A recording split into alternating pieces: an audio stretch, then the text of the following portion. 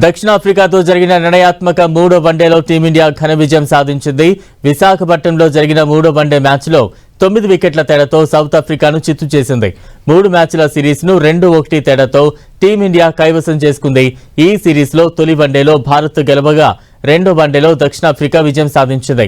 దీంతో ఇరు జట్లకు కీలకంగా మారిన ఆఖరి మ్యాచ్లో భారత్ గ్రాండ్ విక్టరీ కొట్టింది. ఓపెనర్ ఎస్ఎస్పీ జైస్వాల్ సెంచరీ చేసి అజేయంగా నిలిచాడు. వన్డే మ్యాచ్లో జైస్వాల్కు ఇదే తొలి సెంచరీ. టాస్ గెలిచి మొదట బ్యాటింగ్ చేసిన సౌత్ ఆఫ్రికా 47.5 ఓవర్లలో 270 పరుగులకు ఆలౌట్ అవగా ఓపెనర్ డికాక్ 106 పరుగులు చేశాడు. భారత బౌలర్లలో కుల్దీప్ యాదవ్, ప్రసిద్ధ్ కృష్ణ చెరో 4 వికెట్లు, హర్షదీప్ సింగ్, రవీంద్ర జడేజా చెరో వికెట్ పడగొట్టారు.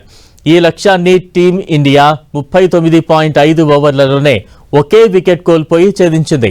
ఓపెనర్లు ఎస్ఎస్బీ జైస్వాల్, రోహిత్ శర్మ అద్భుతమైన శుభారంభాన్ని అందించారు. రోహిత్ శర్మ 75 పరుగులు చేసి అవుట్ అవగా క్రీజ్లోకి వచ్చిన విరాట్ కోహ్లీ 65 పరుగులు చేసి నాట్అవుట్గా ఉన్నాడు. మరోవైపు ఎస్ఎస్బీ జైస్వాల్ 116 పరుగులు చేసి సత్తా చాటాడు.